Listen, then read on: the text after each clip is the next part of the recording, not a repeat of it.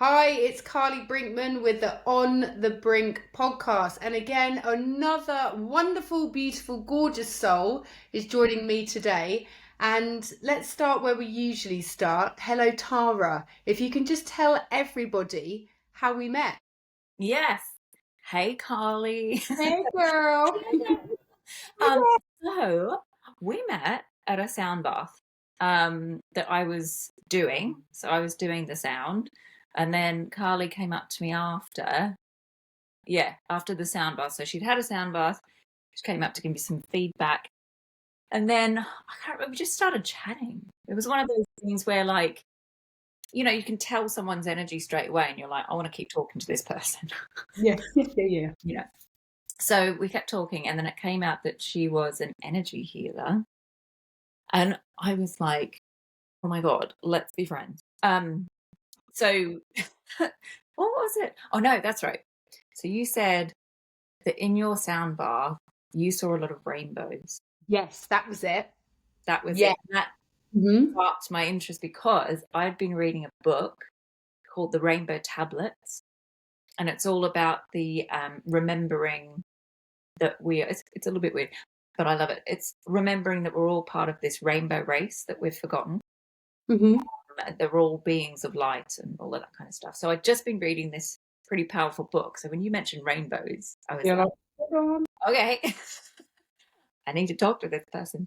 Um, so we had a chat, and then I think we decided to do an energy exchange. So you would come do a sound bath in my studio, and then I was going to get a reading off you, or kind of like energy healing from you, hmm um, which I was very excited about. And then I remember it was about a week or something, and you were constantly on my mind. Like, I'm like, oh, I need Oh, to get in contact with Carly. And, it's just that thing. When you meet someone and you think, oh, they could be a friend, and you get that kind of like nervous, like, oh, when do I message them? It's a bit like yeah. booking a date. Yeah, it's totally that. It's totally that. Yeah. So I spent about a week or two, you know, thinking about when was the best time to get in contact with you. And as soon as I sent a voicemail or sent a message, you came back and you were so positive and so glad that I got in contact with you that I was like, okay, that feels like it was the right thing to do. Um, and then we had a few chats. And then I think you came around for a sound bath first Yeah. studio, hmm which was lovely. And Yeah. yeah, we just got on really well and like had really good conversations about some pretty weird stuff that I'm into that you Yeah. knew about. And I was like, Yeah. oh, it's not very often I say these things and someone goes, oh, yeah, I know what that is. Or, like, oh, I follow that person or whatever. So it was like just really refreshing to have a chat with you and connect to you that way. It's so interesting to hear your perspective because obviously you're only in your own mind all the time. So you're like to hear someone else feels that too. Because as you get older as well, and especially because I move a lot, I'm quite nomadic, it's often new and new friendships. I know people and I'm really fortunate wherever I go or whatever I've experienced or whatever ever I've invested in. I meet lots of amazing people, but I don't have that staple group. And it's really interesting for me to hear your perspective because I'm always that person, the new, like, oh God, when do I text? Is this okay? Is this too much? Reading over the text. And when I lived in Brighton, I'd reach out so much and people were busy or they had their group. So really constantly putting yourself out there. You're so vulnerable because it does hit hard. It hits deep, man. Like when you Mm-hmm. constantly have to do it, and it's like, oh God, it's a lot. But thank goodness I did. Yeah, absolutely. It was incredible. But what I loved about you, because just to talk about a sound bath, like lots of people, and hopefully you'll be able to go into more detail to explain exactly what a sound bath or how you facilitate a sound bath session. Um, it's what I like about that and what you create, because some people are just that, but there's so many layers to you as well. And then I think we spoke about comedy one time. I said you said something like, "Do you like comedy?" I said, "Well, actually, I did a 12-week stand-up comedy course." And you're like, "Did you?" And you're like, "I love comedy. There's a comedy roast that's going on in Bristol." And I was like, "I just love this girl." And I love the fact that there's so many different parts to you because sometimes you get boxed in like spirituality, it becomes everything you are. And I'm immersed and you in nature and spirituality, all those different parts of it, but I'm so much more than just spiritual. And sometimes I keep on saying spiritual. I don't even know if I like that word actually. I keep on using it. It's more that I'm just being and becoming. That's it. Spiritual feels too caged in for me these days. Yeah. Yeah. Because it's got so many connotations attached to it. I guess like with any label, Yeah, like everyone's different, everyone's unique. So I think putting a label on something, it depends on the person's perception of what spirituality is, totally. what they're going to think you're going to be like. Like, Yeah, and yeah. yeah, totally. And I feel like what you said, it's at the beginning when you said when we first met, is that energy of the person. Mm-hmm. You can feel it, like our body doesn't lie. Like when you are with that person, or when that person comes to you, or you're in their presence, you feel it. And often we ignore that. Well, no, we feel it, but then we ignore it. And I feel like that should be leading everything. How do you feel when you're in someone's company? How do you feel after you Yeah.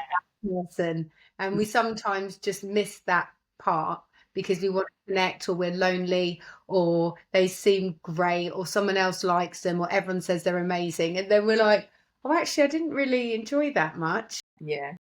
It is interesting, that, isn't it? Mm. And that's something that I don't know, that people have to practice. Have to practice tuning into that feeling. And if you get, well, I think was it you that said energy vampires? Yeah, possibly. Yeah, yeah, Like, yeah, yeah. you get that feeling of you're with someone for a while and it's like really, really good and really maybe hyper bouncy, and then after you're just like exhausted. Totally. I think it's tuning into that. But I think you're so right with, oh, but maybe this person might help me to do this thing, so I'm going to continue the relationship. Or they've said something that's like, oh yeah, that's beneficial to where I am right now. I think this is the universe sending me this person or whatever. So it is interesting, that whole play, because often what I found, this Mhm. is something quite recent actually, where I've continued something that I had red flags at the beginning, and I'm like, oh, it's just a bit much. But I've continued it because I thought, oh, but maybe we could work together and maybe it'll be okay. But in the end, it turns out it doesn't work. No. And kind of like I knew that at the beginning, but I didn't listen to it. I pushed it away for whatever reason, and I kept it going. And yeah, Yeah, it's really what I've realized as well, that maybe I just got, because there were so many struggles and so many difficulties, I just got used to that I believed that it had to be hard, or it had to be difficult, or I had to compromise. And I feel like when you're with the right people, there's still challenges that come up, but it's just easy. Like it's just like, right, okay, that needs, you'll say something, I felt that, okay, I'm here for you. yeah, That's the exchange. yeah, Whereas when I found with people that, again, on paper, or they're in the spiritual world or the business world, or they've got similar interests, or it seems like, Bristol for me actually on paper as a place, fantastic. Like it's got everything. It's creative, great music scene. I had a lovely house, really good friends. I used to come to the sandbath with you. And then it just didn't feel right, Tara. It didn't feel right. And I didn't know why not, but it just didn't feel right. And he kept on forcing it and trying. And it's like, no. And then, I got the nudge to come where I am now. yeah, And it's just been easy now. And yeah, I feel like someone said it's like how you do one thing is how you do everything. And it's very simplistic, but I do believe in that. And if you have the belief that it is hard and you have to try and you have to compromise, and of course there's challenges. I'm not ignoring that, but what I am starting to acknowledge, with the right people, it's really, really easy. Really easy. And they want to show up for you. You want to show up with them. They carry yeah, on with their life and do what they're doing. But yeah, when it matters and when you come together, it's fun and easy and playful. You said that word before, and playful for me is really important in my life as well. And it's about play, that you can play with someone, feel safe about, staying in your body and your energy and your boundaries, but also safe to play and be silly. which, that's why I love you. Because what was it the other day? It was like, tell me about something about poo, your movements, It probably is about your food. bowels. And I was like, yeah, I'm going to tell her how my poo's been today. Of course Yeah. I am. how's yours? You know what I mean? Yeah. Let's Yeah. have a laugh, because Yeah. yeah, I think that in this world, we can get really serious, Yeah. and healing is a serious thing, and it's like, yeah, it can be, Uh-huh. but also like laughter is so healing, and just Oh having my I feel goodness. like when I was doing comedy for a good 2 or 3 years, and I'd go regularly to comedy nights, I felt so good after it. And Mm. the next day, my cheeks would hurt and my abs would hurt from laughing. I'm like, this is medicine. Yes. Like Yes. this is medicine. Yeah. That that is it. And again, do I get, yeah, I'm gonna say it. I feel like sometimes, just like us women and healing, it's been created as a system to keep us small sometimes. That Mm, is that we're constantly feeling like we need to be fixed. And actually we don't. We just need presence. We need someone next to us that wherever we're going through, like, yeah, that's fine. And you're like, what? So let's just say you have a mega meltdown. Someone's like, that's okay. How are you feeling now? And you're like, huh? What? Because we've never been given permission to do that, or you're having the most amazing time and then you're in it as well, but we just don't have, I just don't think we're given the opportunity to do that really as much as we need, just to let it move through us. yes, absolutely. Such an interesting thing, isn't it? Like, because I offer sound baths to help people, but I'm hoping it's not from a place of like, that you need fixing. Yeah, no, I've never felt that. I've never, in the space, for me personally, as someone that's experienced one of your sound baths, I think for me personally, how I feel I go into there is that you're offering me an opportunity to relax and Yeah. go in and be held. And I think because you have two sets of cards there, so you can pull a card before the session and delicious treats afterwards. So for me, it's a place that I can come back to myself. I've always got that feeling from you, from the session, and from what you create there. I never feel like there's anything wrong with me.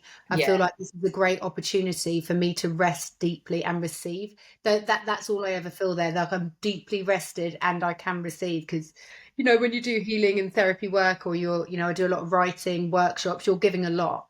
So it's a really lovely space that you created in the workshops that you do to really receive from a loving place. That's how I experience what you create. Yeah. And I think it's about giving people a moment just to love themselves. Yeah.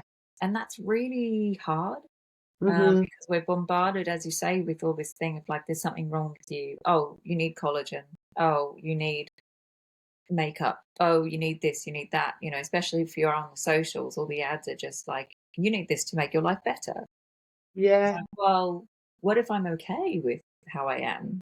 Hmm. What if I spend time feeling like I love myself, not in an egotistical way, but like that I'm okay as I am right now in this moment. Hmm.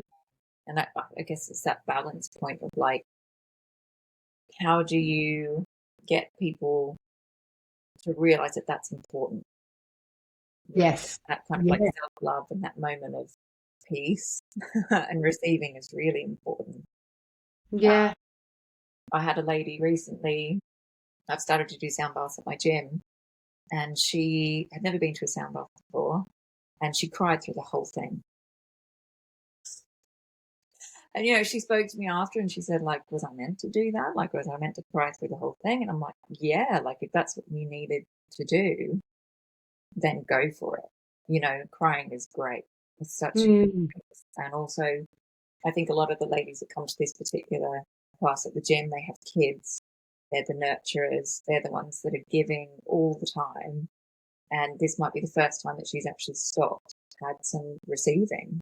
And that's kind of been like, it can be a bit overwhelming. Totally. Because I've never experienced it before. Like, you deserve to be looked after too, mama. Yeah, totally, totally. And it's really interesting, like speaking to different people about it, is that notion of mothers, they are constantly giving. So they're a home for their babies, and they Yeah. create a home for their babies and often have full-time jobs or jobs, and then looking after the household. It's just, It's, it blows my mind. It's a lot. And yeah. then I wonder if there's a guilt that comes with it on occasions, like with mothers, if they give themselves the time to come back to themselves. And then perhaps like past patterns when they start to realize all the times that they've abandoned themselves, you know, Yes. Yeah. because you know, when you kind of like open one thing, all those times that you've experienced that before just start coming flooding open, which is great because you can just release it all in any way that serves you, any modality. Yeah. But it, you know, once you kind of start to turn the tap, then it just all starts come flooding out, I guess. Yeah. Yeah, definitely. But what a great release. So good. Like it's so, like crying. I Yeah. just love. I really do. I mean, the thing that gets me at the moment was the one that there's always a couple of things that get me at the moment. It'll be like an Instagram clip of a guy. I think his name's Zach, and he goes out and he finds people, pretends he's homeless. Someone's kind to him, gives him $1. Then he just like buys them houses and like changes people's Wow. lives deep. And every time I am bawling my eyes out. And then I think Brighton Football Club have just created a new advertising campaign about two guys going to football. And then they're like, yeah, how are you? How are you? Yeah, it's all right. Yeah, it's all right. And then they go to football. They go to a football match. And often in football, there's chants for the football team. But the guy who's not doing too well starts chanting, I'm not okay. So Whoa. and then they come out of it, especially you've got to think about that container with football as well. And at the end of the football match, they walk out and they walk home, and then the guy says, "Are you okay?" And he's like, "Yeah." He goes, "No, mate, if you're not okay." And he goes, "Well, I'm not actually." And they start, I'm getting goosebumps. They start walking off. And I grew up, you know, my dad played football and he managed some local football teams. And it's quite a particular type of man that naturally gravitates towards that, but it's just to see those two things coming together. And it's just like, for me, it's such a release to feel that, but also feel humanity in a beautiful way, because there's a lot going on at the moment. Yeah. Yeah, It's too much. it So is. to see that, and I'm like, yes, thank God that's my algorithm. I'm like, yes. Yes. I'm like, and it's not that I'm not informed, I don't know what's going on in the world, but just to have a glimmer of that sometimes, that there are people out there doing good things for people or trying to create a message to show people they're not alone. I'm like, oh, thank goodness. Beautiful. That's so great. It And I is. think it's so great for men as well, Yes.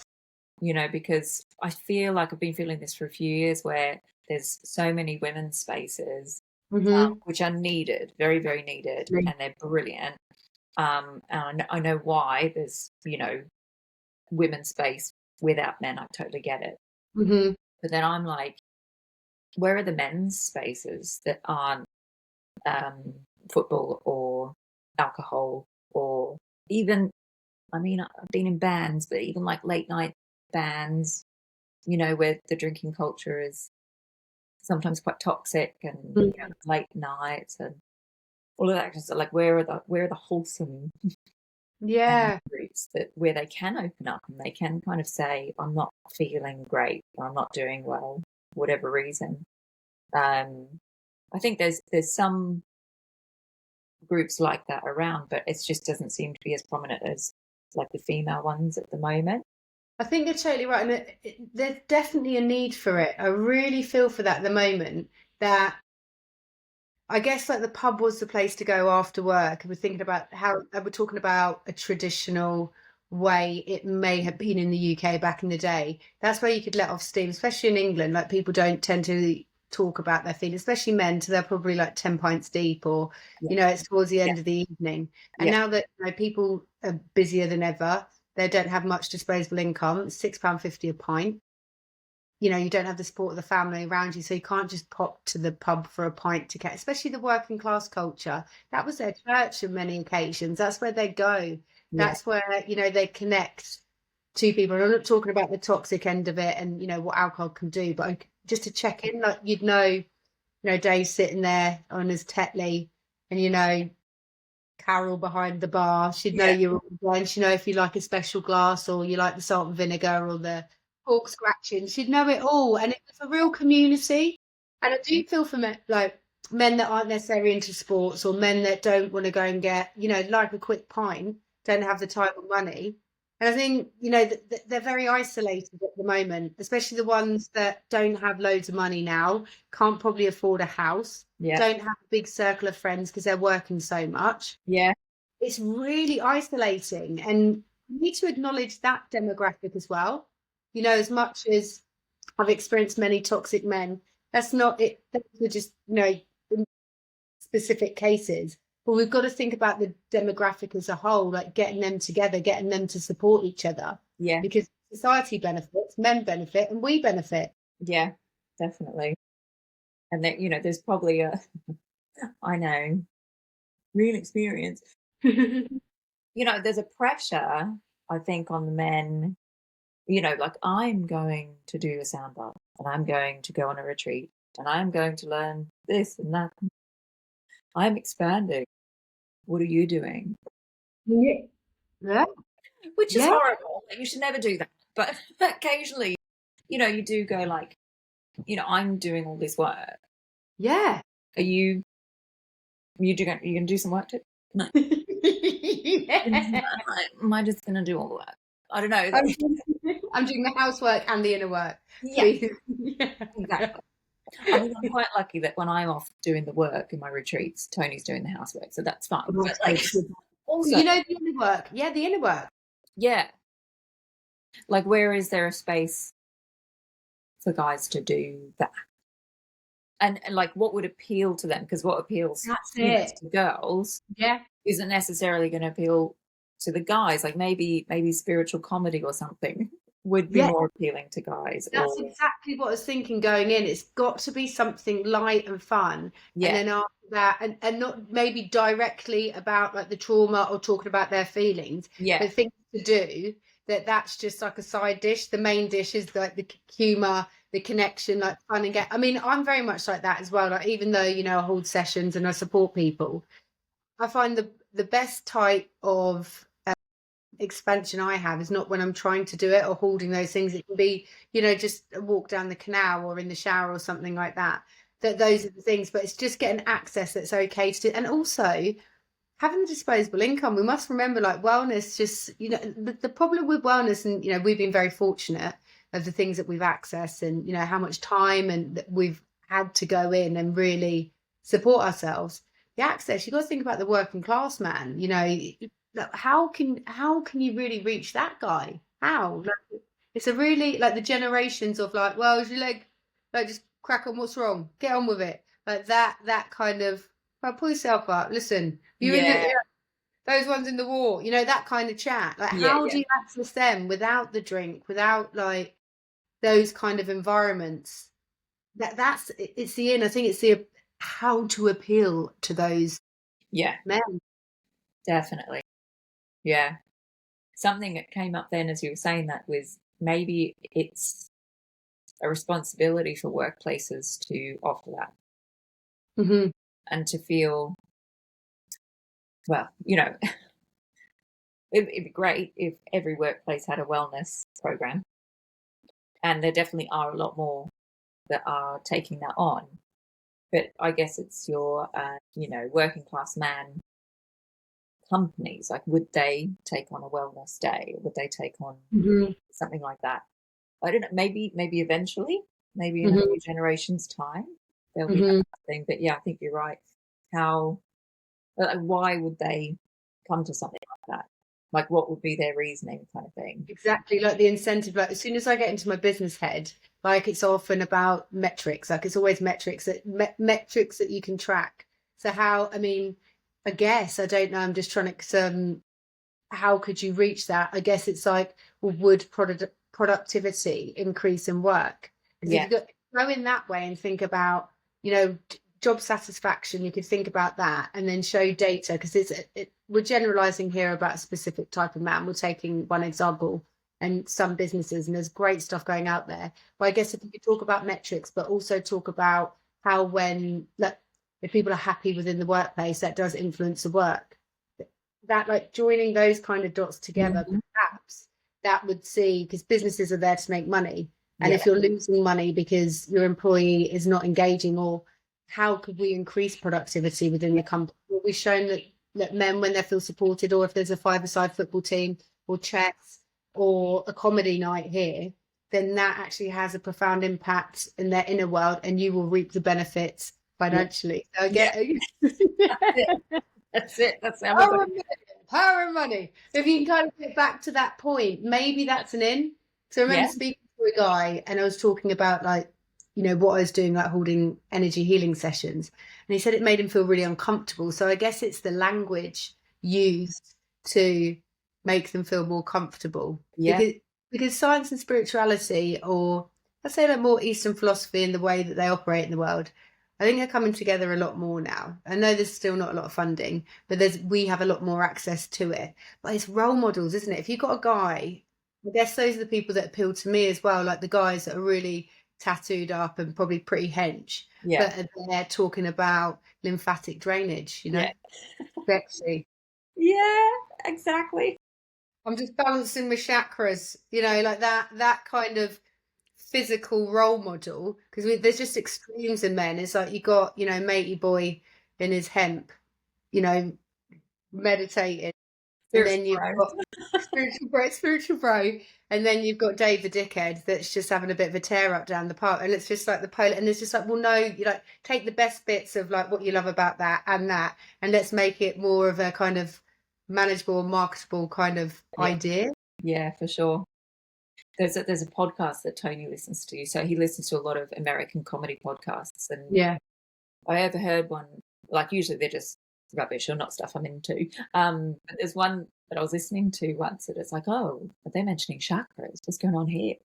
And what was it? They said the root chakra was the butthole chakra, and I was like, I love that. That's great. And That's they brilliant.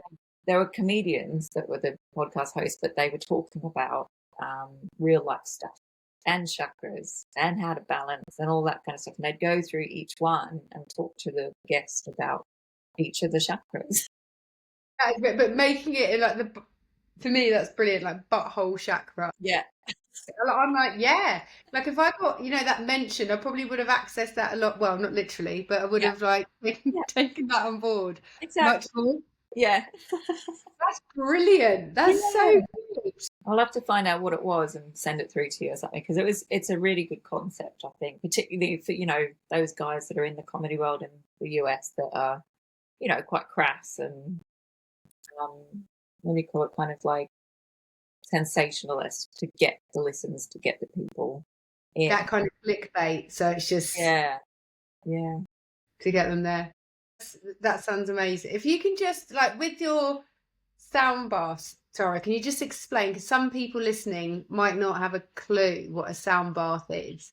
So if you could just share what a sound bath, like in your own words, and how because obviously people facilitate in different ways, but just in quite a simplistic way, what it is and yeah, what you do in a sound bath. yeah. I mean, for starters, it doesn't involve any water, so there's no bath, and you do keep your clothes on. So that's something. Damn. Some people are, oh. Yeah, if anything, you need extra layers. So what people do is they come in and they lie down, um, either one to one with me or in a hall. So it looks a bit like a mini sleepover.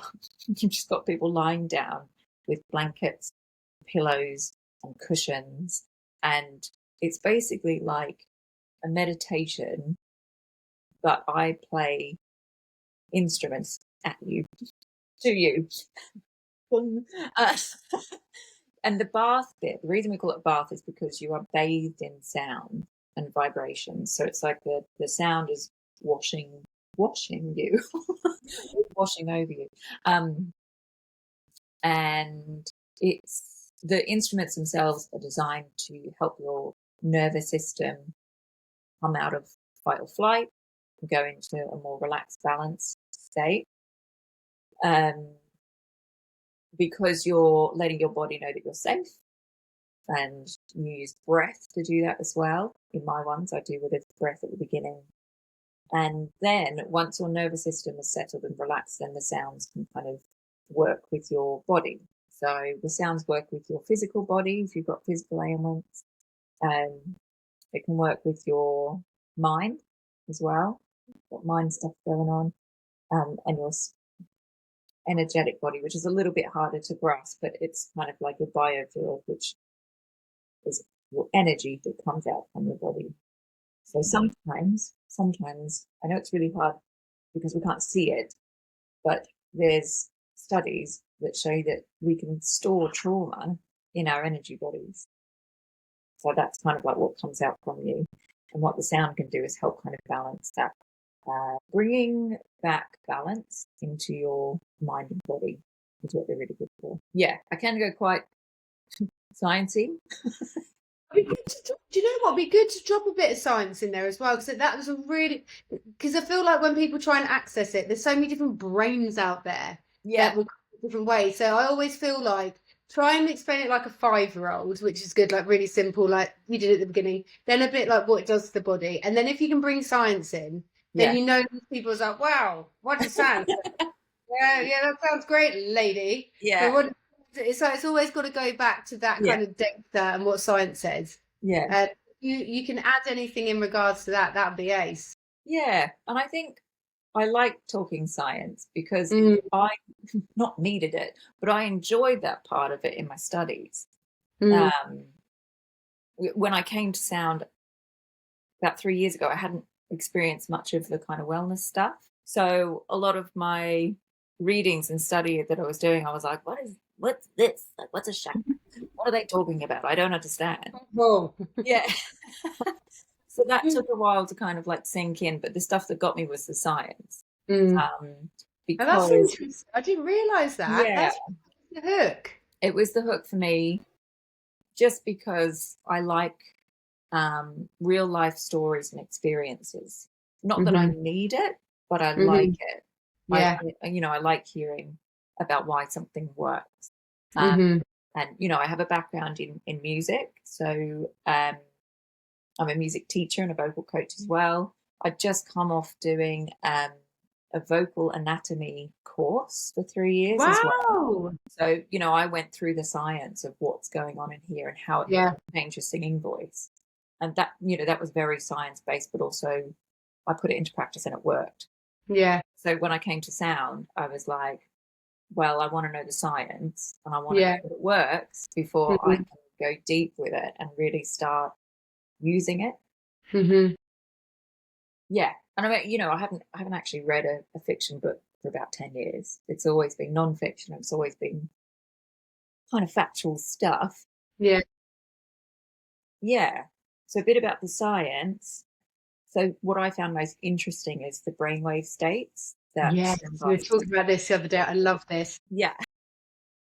So when you're in your alert, awake, regular brainwave, you're at beta brainwave. So that's where kind of like you're taking things in, you're problem solving, you're doing your everyday life stuff.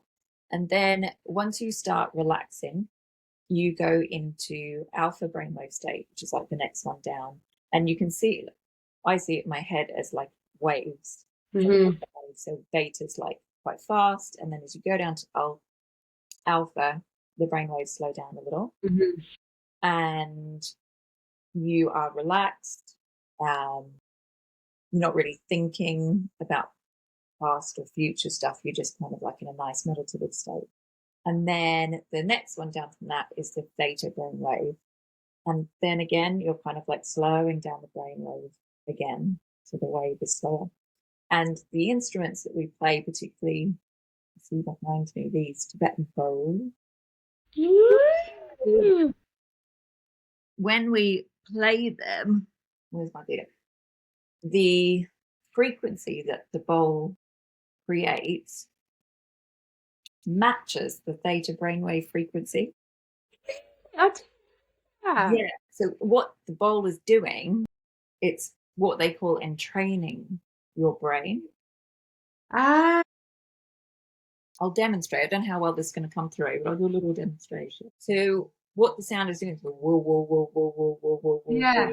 So it's not like one pure tone. It's like got a few tones in it. Yeah, waves. Yeah.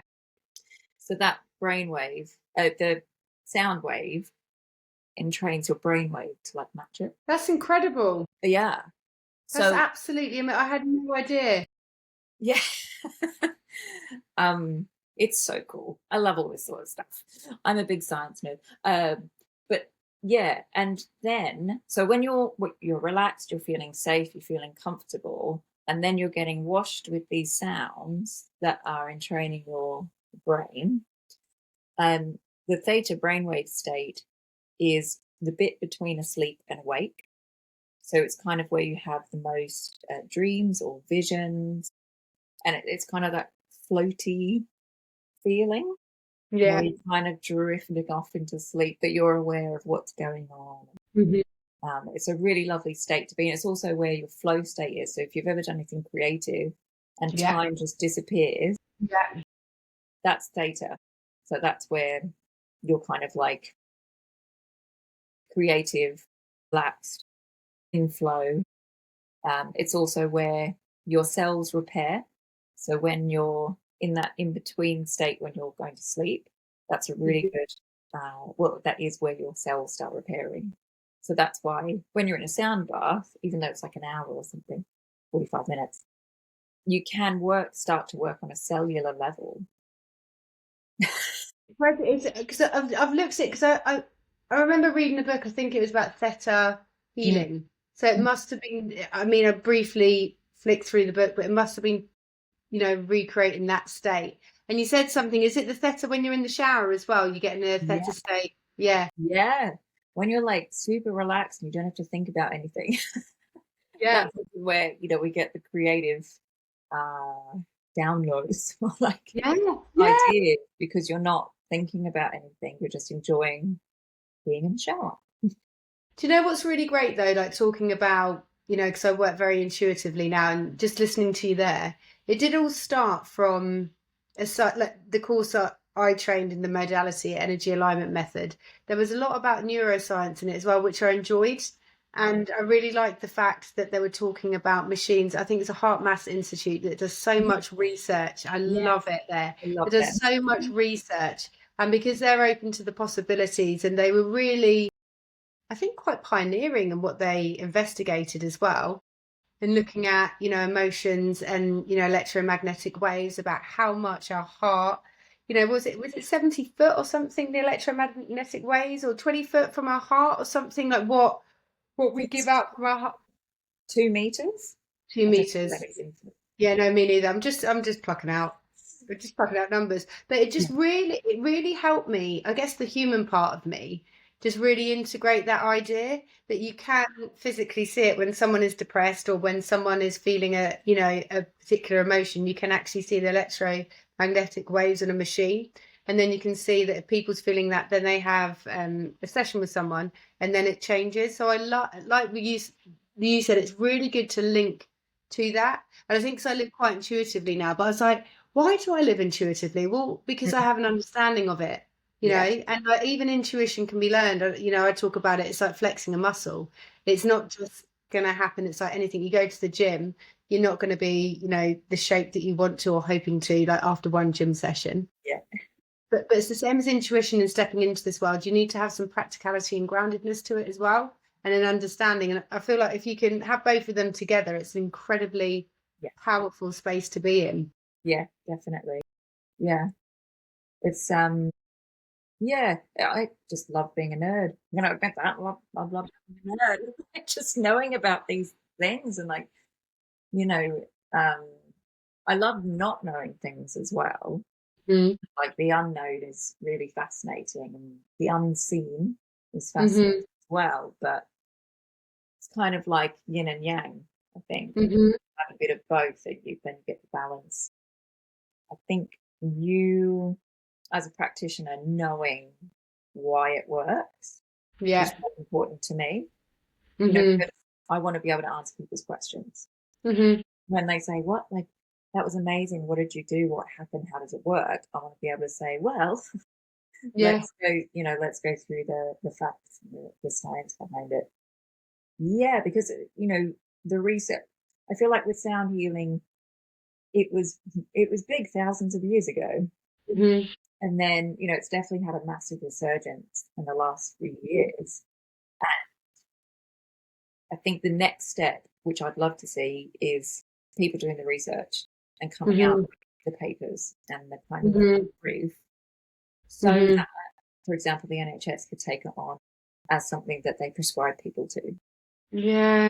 you know, like music therapy, for example, is very well backed up by academia, which Mhm. is much, and it, music therapy it's not sound therapy; they are quite different.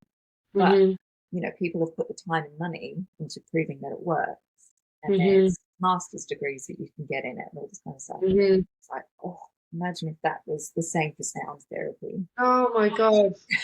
It would just It's be accredited. remarkable. Yeah. Yeah. And I there are think some really good courses out there. Like yeah. the people I trained with, the International Sound Healing Academy, really, really thorough in their training. But then there's also some courses where you can learn it in 3 days. Mine took, actually, it's still ongoing, but it should have taken 2 or 3 years. So Yeah. with all the case studies and everything that we had to do, which I love, like I wouldn't want it to be any less than that because I feel like I know a lot. But these quick grab and go sound healing courses, I don't know. I've never done them. Maybe they're great, not sure. But there is the danger of going and doing a 3-day course, coming out there and saying you're a sound healer, doing a session, people coming along, and then not that you can go very wrong, but you can Yeah. overplay, or you can kind of like put people off.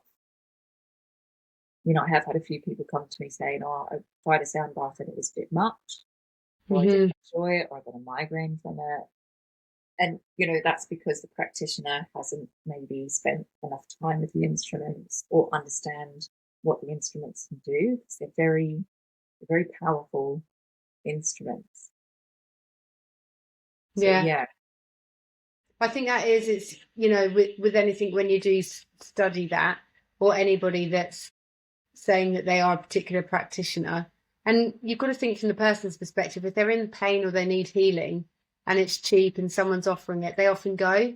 When people are quite vulnerable, and I guess it's accountability of practitioners and facilitators to know if they can truly hold the space. With the energy healing that I I did, we had to do a lot of case studies, the energy alignment method, a lot of case studies, and we had a lot of things that we had to refer to. I mean, it was a ball ache at the time. I was like, oh God, this seems so annoying that I have to link everything to this. And it was an intuitive nudge.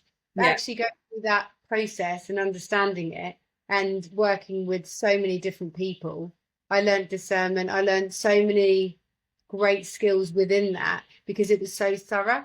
And we had, meetings and online meetings, workshops, and, we had to show that we had the authority to do it. Because when you hold space for people, I've seen other people do it as well. And you're like, that's not okay. And then the ripple effect of that person experiencing that is monumentous, really. yeah, definitely.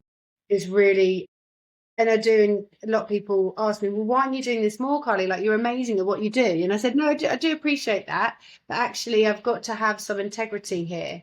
That, am I doing this healing because I need money, or am I doing this healing because it's a service to other people? Of course, it goes hand in hand. And I'm a strong believer that you shouldn't do lots of things. You shouldn't do it for free. Like, if it's your love and your passion, you're there of service of people, there is an exchange. Yeah, Also, it wasn't the right time for me. I couldn't support people when I was in that particular situation. I think a lot of people are seeing it as a way to get money. yes, Some people, and that is the danger when you are facilitating and doing it to a level and a standard of professionalism. Then you have to really honor that rather than just going in there quickly. yeah. I think it's not a quick fix either. We don't want wellness to be this thing where you go once and then you're like, oh, I didn't like that, so I'm not going again, or like, I don't know, just see it as a, what was it? Someone mentioned it. Maybe it was you. Let me know. Fast food wellness. Oh, I've said before, like junk food journalism or like junk Yeah, food wellness, it's just that quick where it makes you feel really good in the moment. And then there's no longevity to it or sustainability. And it's actually terrible for you in the long run. yeah, exactly. It's like quite nice, like nibble, nibble, nibble, nom, nom, nom. And you're like, oh my God, I feel terrible. Yeah, yeah, that's it. It's Yeah, really difficult, isn't it? So I guess like having affiliated, what they call governing bodies, affiliating bodies, that's really, it. really important. Yeah, And just ensuring, I guess if someone's had a bad experience as well, helping them regain trust, I guess, because it's like when you start scooping up these people that've had a really difficult time, it's like being that space for them and just saying it's not everybody. I'm sorry you've had that experience, Yes. but showing them a different way. And, I mean, it's your sound baths do provide that. I've never felt genuinely, hand on wood and heart, wood. We'll put a hand on wood and heart. I've never felt so relaxed in my life. And that, again, obviously, I know that you've trained in it, but I didn't realize how much you had trained in it. And that's testament to what you provide, because I just I feel like I get exactly what my body needs in that moment, whether that's just tapping off and kind of going somewhere, or being awake, having quite vivid dreams, or being frustrated by a slight snorer there, or like there's always a bloody snore. There hasn't actually, but there was always like a sneaky snorer in there. There wasn't actually, but you and it just shows that actually how much goes into what you provide that people don't see, like understanding it now, how much goes into it. Yeah. And I think I'm very grateful for my teacher, because she was a yoga nidra Wow. as well. Wow, So, what a combination. I know. So she brought that in, and I think that's why I spend quite a bit of time on the meditation at the beginning, around the heart and the bubble, and, feeling protected, but also bringing your intention in because of her training. And, she was so calm as a person, and the way she played the bowls was so gentle. And like, that's what I want. Like, I enjoyed that. So that's what I want to give people as well, is this kind of like easy way into relaxation. I always say my sound baths, on a scale of 1 to 10, are about a 5. Yeah. And I keep them at that level because I do get a lot of people where it's their first ever sound bath. Yeah. And, you don't, and depending on the time of day or the time of the week, you don't want to go in too hard so that, the next day they're like, I can't function. Yeah, exactly. And maybe like one of my dreams is to maybe do some more intense sound baths, but tell people that that's what they're getting. Yeah. Yeah. Like, you're either getting a level 5 with me, which is your Yeah. relaxation, or we can go higher, but you need to know that you're signing up for that. I think that is absolutely fucking brilliant. I think that's really, really good, because I think the general public 5 is brilliant. And if you're like knackered after 9 to 5 on a Friday, brilliant. But there are people that, especially if they've experienced your sessions before, they've created, a comfort with you and knowing what they can receive, and they've received in that way. But taking it to a different level would be remarkable, because I can imagine just listening to you sing, because Tara does that as well, and also plays loads of great music as well and other things. But just thinking like what the possibility could be if you did do like that, just things that could drop in and what you could open up to would be remarkable. Yeah, I think that's a brilliant idea, mate. yeah, it's definitely something I want to explore, and I've kind of talked about it with a few people, and they were like, "Yeah, I'd be up for an 8, 9." I would be totally up for that. Yeah, I just think that would be, maybe mixing it with a bit of like cacao as well, like have a heart opening before you do it. Yeah. And then like a grounded meditation at the beginning. And then after that, then doing it. And then maybe just going for a walk afterwards, just to ground all that new energy in. That would be really nice. And doing it like on a Friday or a Saturday night where you might have the next day off, just in case things get a little real. You don't have to get up for work on Monday morning. That would be incredible. Like, yeah, Jenny, just to integrate it the next day, because my friend actually went to, what did she go to, a women's circle, and then she was knackered the next day. And I said, often, mate, when you receive healing or things moving around your body, you can feel depleted the next day. And I feel like sometimes I miss a bit of that housekeeping, just to say, look, just try and have some water tonight. Yeah. Listen, you might experience lots of different things. You might feel it very natural for your body, but these are some of the things that people have experienced.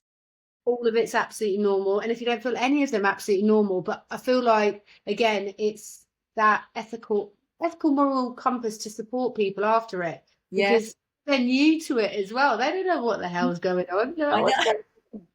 Like, huh? I Yeah. thought I feel all amazing. It's like, well, no, sometimes, like with energy, Yeah. you're going down because you're in release mode, and then you'll start to feel a little bit better, and then you'll just start to feel and bring in some new energy and like anchor that in. But some Yeah. people just don't say that to people.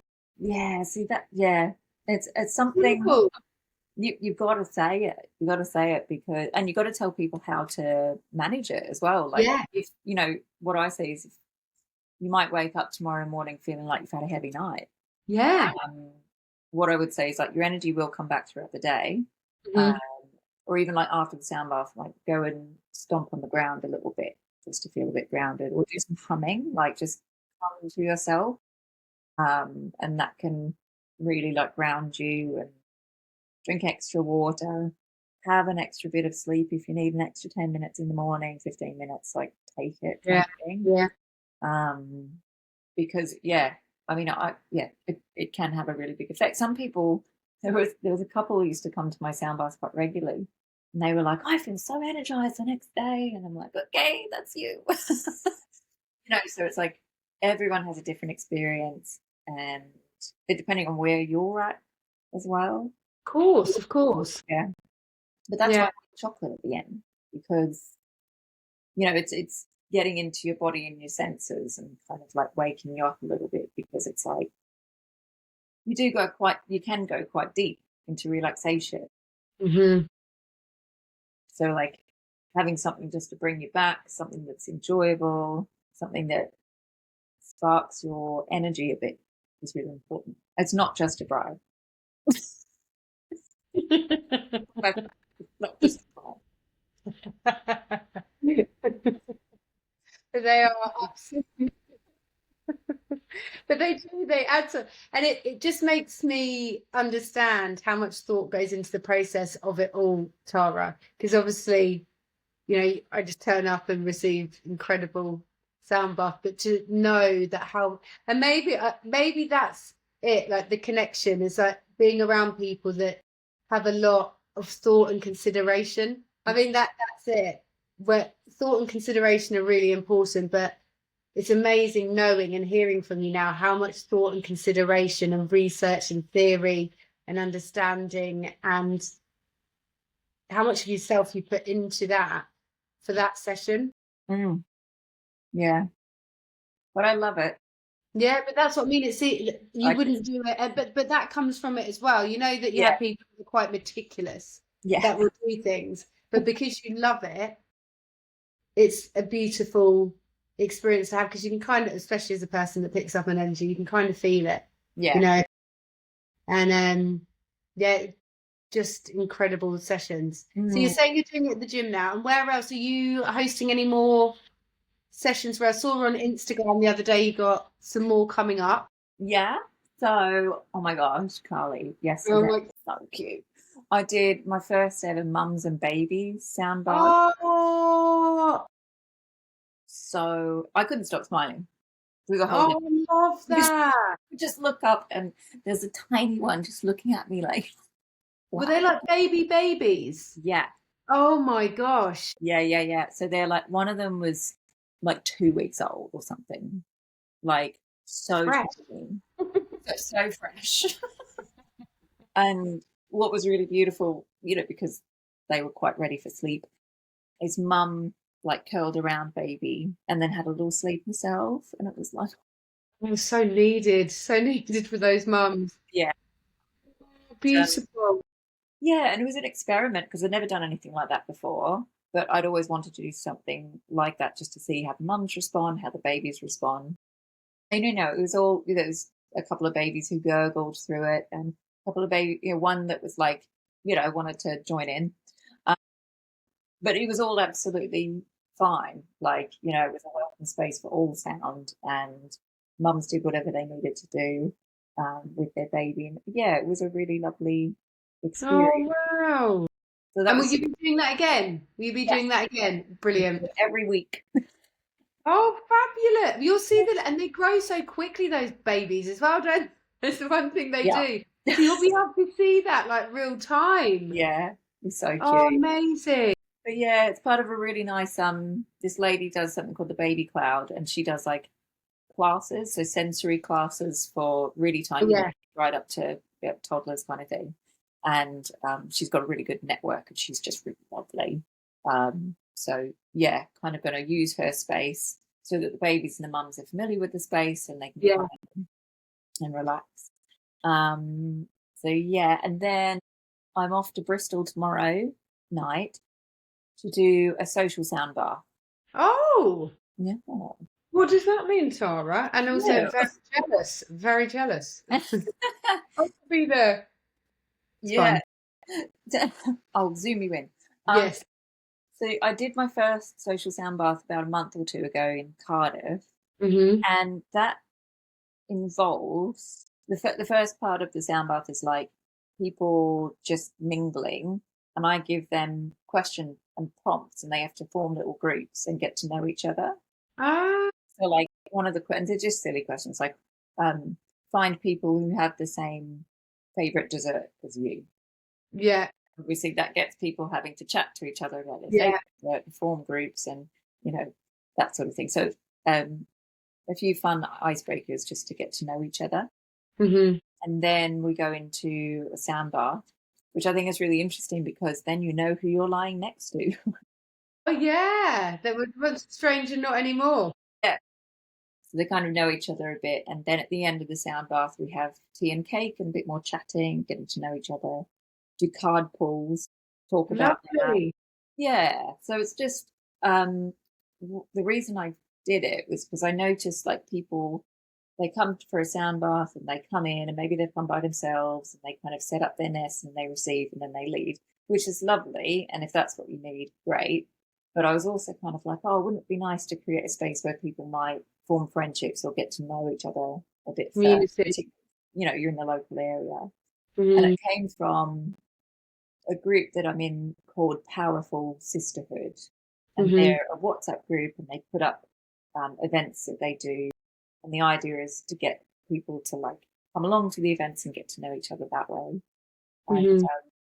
yeah, there was just one morning where a whole bunch of lovely women were really honest and open about how lonely they felt. Yeah. And everyone was just saying, well, I'm in Cardiff or I'm in Barry. Let's go out for coffee sometime. And Mm, a real kind of vulnerable moment that everyone kind of jumped on and went, yeah. let's all solve this together. Oh, that's so good. Yeah, Good. yeah. So I thought I'd take Amazing. see how it goes, and then I'm doing another one on Sunday in Cardiff. So yeah, Amazing. So it's all coming to this is incredible. yeah, something different. Yeah. And also what's great about you is just like an experiment. You'll see how it goes, which is really beautiful way to when you start things. It's like I'm not really sure. Like there was a problem there. We came together to find the solution. Here's my solution. Let's see how it goes. And I think that's great. And that's what I've witnessed like being in your world. It's like you just give things a go. Yeah, Obviously very thoughtful about it, but then it's like, right, okay, this works, this needs tweaking. But it's just like, wow, great, I did it. And you're great at trying new things and being curious and really like really just following what calls you, which is fantastic, mm, you yeah. know. I have so many ideas. Yeah, me too. Don't you knew it the same. Just got like when I walk, I'm just like I can't. I'm writing the adult fiction at the moment. I've done the children's novel, the poetry book. I'm doing like the podcast, which I adore. And then Yeah, I've got an idea for like a massive retreat. And then as you're speaking, I'm like, God, it's like I can be a bit lonely. I'm new to this area. Maybe it'll be good to like get a community group. And then I think, well, maybe I can do like one-to-one coaching. And then I think, what? And then I'm like, honestly, 25,000 tabs open. But it's good. It's a great way to be because it's just constantly there, but also I'm acting on it, and I guess it's prioritizing like different projects and the money and all that kind of stuff, like getting that flowing, trusting the process, having time to relax and chill and expand all of the things. But it's just constant. Every time I'm like, oh yeah, sounds great. Sounds yeah, great. yep. It's Yeah. great. I think it's fine. Write it all Which down. One day you might get to it. One day you might not. It's fine. Notes. I've got to think about 1,750 notes on my phone. Like that's it. Like I don't even know what they're. I mean, it'd be quite a funny little thing if I went through it and just did a podcast about that, reading every single note from. That'd be like a one woman show or something. Like dramatic. Maybe having you playing music in the background, and they're And you can just read out what's on your to-do list. Oh my God, that would be so funny. just reading because there's a lady which I love. She's I saw her on Instagram and she's just makes songs about graffiti she sees in toilets. I'll have to find it to you and send it to you, but it's so funny. But there was one right. There's this is not verbatim, but she went into the girls' toilet and it's just like, "You're amazing, you're the best thing ever. Don't worry about him if he hurt you." And then she goes, "And in the men's toilet, dick, picture of a dick, another dick, here's a dick, look at the hat, dick." Just loads of pictures of different penises everywhere. But she just gets it. She's really good with her comedy timing, like how she pulls it out. But it's brilliant. Awesome. I really wanted to see her in London. I really wanted to see her in London, but it just didn't work out. Yeah. I was like, something so simple that we all like to bring it in, weave it in. Yeah. Notes, emotional notes. Don't forget to get potatoes tonight. I've just seen a squirrel. What does it mean? Yeah. Skirty. What does the squirrel mean? Yeah. Like, all of that. But also need to make soup. Yeah. It's just All of that. It's really hurt my face out. But it'll be so silly. So silly. Yeah, it's great. Anyway, thank you. I mean, again, it's always hard because I'm just like, the people that I speak to, I'm just like, it's just bloody all day. And it's also selfish because I get to spend some time with you and hear about you and all the things you're doing. Just to wrap it up, Tara, as it's called On the Brink, and this, I'm just going to leave it on the brink. First thing that comes to your mind when you've been on the brink. I think learning to not react and learning to cry. Oh, beautiful. Just letting it out. Yes. Letting it out. Like be quiet, feel it, and then bloody cry. Crying, like the euphoria I get after crying. You know, I don't do a lot. I don't Wet I don't make myself do it. But you know, if it feels why did you watch one of those videos again? Yeah, I'll send you after. But like, you know, if you're genuinely in a tricky position and you're like, it doesn't feel right, it's okay. Like it's totally okay because that's when your breakthroughs come through. Yeah. You know, and sometimes if you're just plateauing or like, you know, things are just feeling a bit ordinary, some sick part of me goes, oh, I wish I could have a breakdown. Because you know something's going to come through from it and you're going to learn something about yourself. Totally. That's a really good point. A lot of time when the heaviness comes, because I'm very much wanting to be the funny one and make everyone happy. And then I saw when it got a bit heavier this is bad, something's going wrong.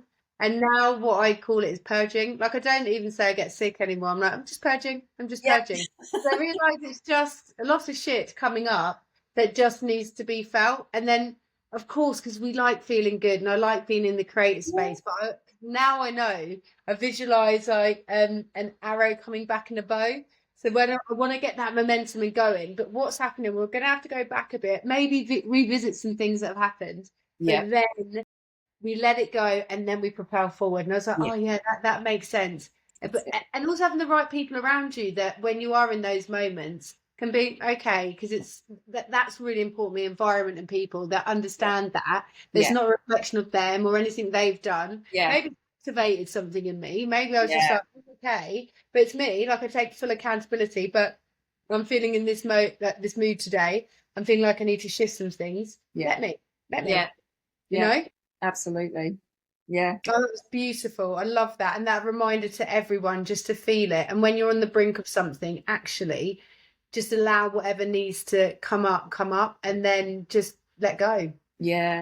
Allow whatever way serves you to move it through you. And the brink is great, whether, because it's always like good or bad, but it's just like you're on the brink. Isn't that exciting? Every moment we're slightly on the brink. Yeah. You know?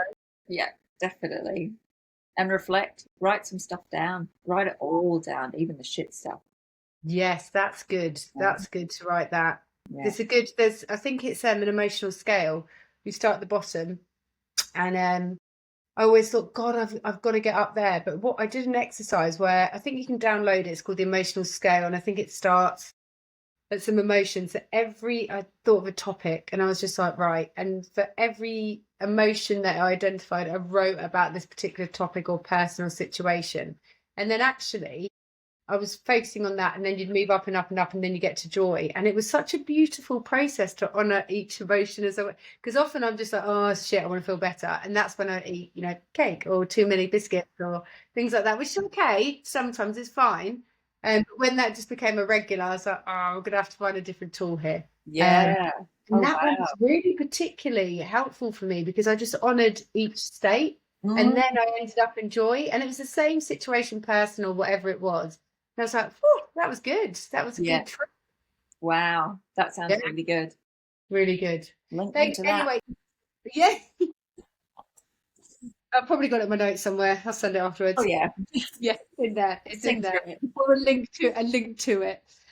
Thank you so much. I feel so grateful and privileged that people give up their time in just sharing their world with me in a creative project I've got to share people's world with the rest of the world. So I'm so grateful for you coming. Mate. Thank you so much for asking me. Always a pleasure chatting to you. Oh, it's always a pleasure speaking to you. And it's just so many valuable insights there. I really, really do appreciate it. And I've learned so much as well. This is what I enjoy about it. Constantly learning. It's great. Oh, I love you so much. You too. Thank you so much, gorgeous one. I really appreciate it. Cheers, love. And I look forward to seeing you soon. Yes.